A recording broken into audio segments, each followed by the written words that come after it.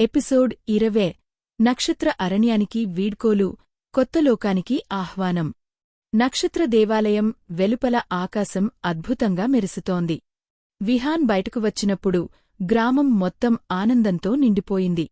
ఎంతో రోజుల తర్వాత నక్షత్రాలు మళ్లీ ప్రకాశంగా కనిపిస్తున్నాయి. గ్రామ ప్రజలు ఆకాశాన్ని చూసి ఆనందంతో మాట్లాడుకుంటున్నారు. నక్షత్రాలు తిరిగి వచ్చాయి.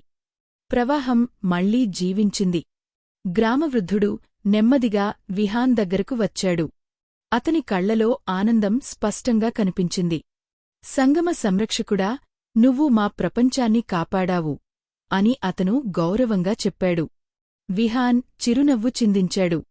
నేను ఒక్కడినే కాదు, ఈ ప్రపంచం కూడా తన కాంతిని గుర్తుచేసుకుంది. అప్పుడే నక్షత్ర దేవాలయం లోపల ఉన్న క్రిస్టల్ మరింత ప్రకాశించింది. ఆ కాంతి నెమ్మదిగా ఆకాశం వైపు పైకి ఎగిసింది.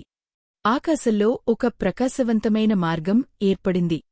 కాంతి జీవి ఆశ్చర్యంగా చెప్పింది, ఇది ఒక కొత్త ప్రవాహద్వారం. విహాన్ ఆకాశాన్ని చూశాడు. అక్కడ ఒక పెద్ద కాంతి వలయం ఏర్పడింది. అది మరో ప్రపంచానికి తెరచుకున్న ద్వారంలాగా ఉంది. అప్పుడే ఆ కాంతి వలయం నుంచి ఒక ముదువైన స్వరం వినిపించింది. సంగమ సంరక్షకుడా! విహాన్ ఆశ్చర్యంగా పైకి చూశాడు. మరొక ప్రపంచం నుంచి మేము నిన్ను పిలుస్తున్నాము. కాంతి జీవి మెల్లగా చెప్పింది. ప్రవాహాలు మళ్లీ నిన్ను పిలుస్తున్నాయి. విహాన్ కాసేపు నిశ్శబ్దంగా నిలబడ్డాడు. తన ముందు ఉన్న గ్రామాన్ని చూశాడు. నక్షత్ర అరణ్యం ఇప్పుడు ప్రశాంతంగా ఉంది. నక్షత్ర సంరక్షక జింక కొండపై నిలబడి అతన్ని చూస్తోంది. గ్రామవృద్ధుడు అన్నాడు, నువ్వు ఎప్పుడైనా తిరిగి రావచ్చు. ఈ ప్రపంచం ఎప్పుడూ నిన్ను గుర్తుంచుకుంటుంది. విహాన్ లోపల ఒక సంతోషం కలిగింది.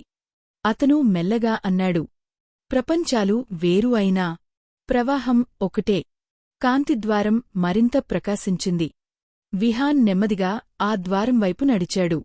అతను చివరిసారి నక్షత్ర అరణ్యాన్ని చూశాడు. అక్కడి చెట్లు కాంతితో మెరుస్తున్నాయి. ఆకాశం వేలాది నక్షత్రాలతో నిండిపోయింది. ఇది ఒక ముగింపు కాదు, ఇది మరో కొత్త కథ ప్రారంభం.